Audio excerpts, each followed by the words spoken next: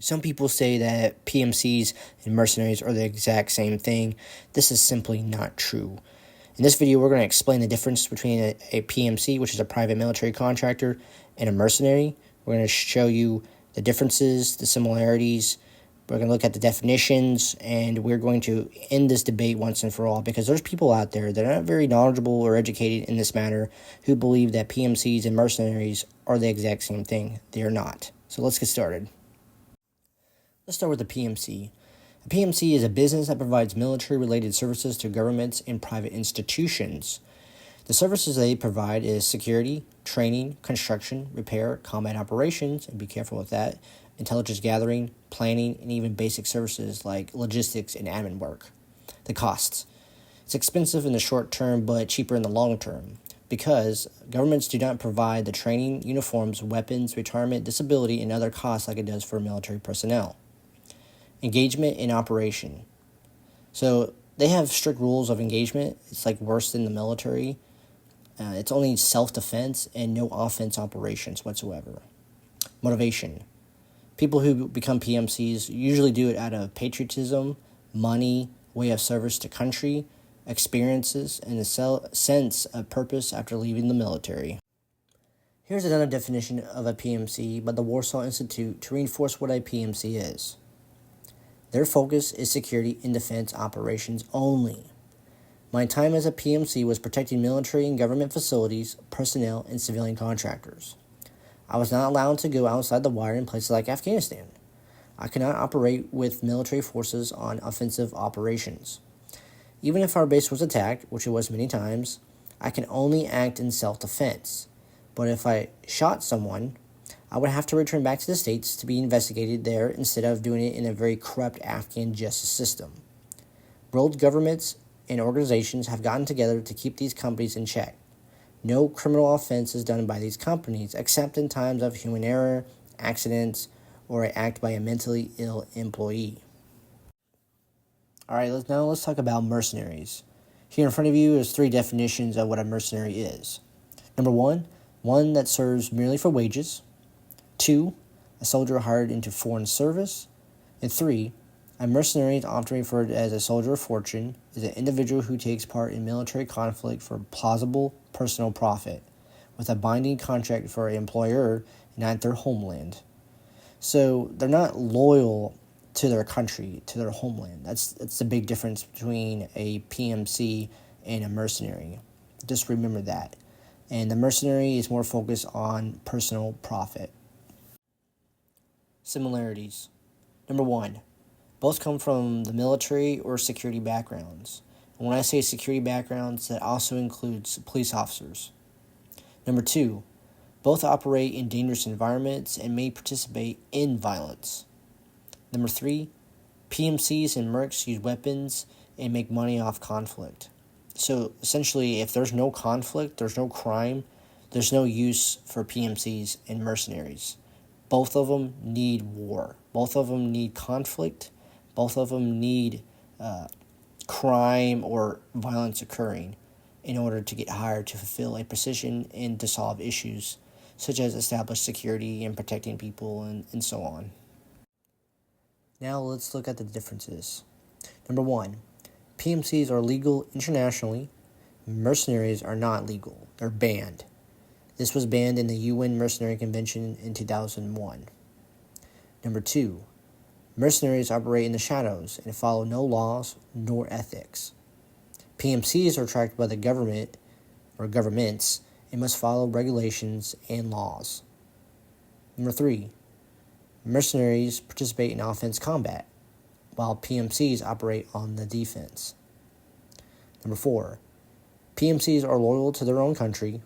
Mercenaries are not loyal to anyone but themselves. Whoever pays the most is their boss. On a side note, PMC companies as well as PMCs themselves are bound by law, not mercenaries. Mercenaries can really do whatever they want. They can kill people, they can commit genocide, and people wouldn't even know who did it because they work in the shadows. They're very secret about what they do because they know if they get caught, they can get executed, they can be put in prison a very long time. Generally, if a PMC messes up, they're going to spend prison. They're really not going to be executed in any way. So, mercenaries, they don't care about the laws. They stay away from governments. They stay away from police. They fight in offensive operations. They kill people. They don't care if it's men, women, or children. Essentially, it's all about profit to them. PMCs, as I said again, they're bound by the law and they're regulated. The governments are tracking them. They do a specific contract, a specific role, and then they go home. They make a little bit of profit. They do it at a purpose and what makes them happy, at adventure and everything, and so on. But those are the key differences between a mercenary and a PMC. Now there's the Blackwater and the Wagner group argument. This argument is that these two groups, these private companies, are mercenary groups. They conduct in mercenarism. So Blackwater was founded in the 1990s in the United States and became very useful and popular during the early years of the Iraq and Afghanistan wars. The U.S. State Department used them heavily for security details, defense, and other military operations. There are some incidents in where they went on the offense. They were securing buildings, they were fighting on rooftops, they had helicopters with air support and transportation. But most of their operations were defensive, but there were some offense operations. Several of these contractors have been killed, well, probably dozens, if not several hundred, have been killed over the years in those countries. And at the time, they had thousands and thousands of personnel occupying Iraq and Afghanistan. So there is a pretty good argument that this is a mercenary group. However, what I will say is that that new law was established, the Mercenary Convention in 2001, and then it takes years to build up regulation and rules and completely understand the situation in the system. So Blackwater was around that time where regulations weren't very strong just yet. So things were being built up in the PMC world, as the laws and regulations. So Blackwater was able to get away with several different things. Now, when it comes to the Wagner group, officially they're claimed as a PMC group, but they're not a PMC group. They are really a mercenary group. They most definitely go on offensive operations in different countries in Africa, and especially Ukraine. And this company is not necessarily fully private, it's state-owned as well. So they hire personnel from different countries, especially those who are former Soviet Union states or territories. But they also hire people out of prisons, like Russian prisons, and send them to the front lines to go fight and die. So really, Wagner Group is way more of a offense force, more of a mercenary force compared to Blackwater. But, that's some argument, some evidence that you could put towards that PMCs and mercenaries are the same thing.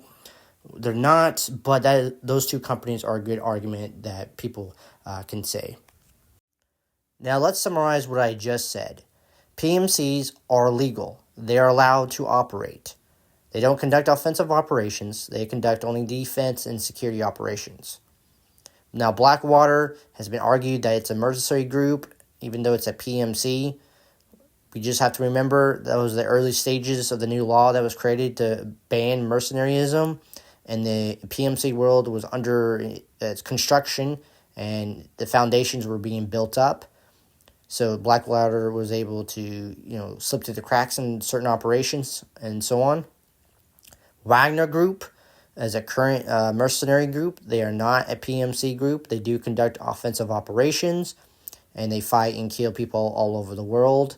They are hired by other states and regimes, and they a lot of times they break the law.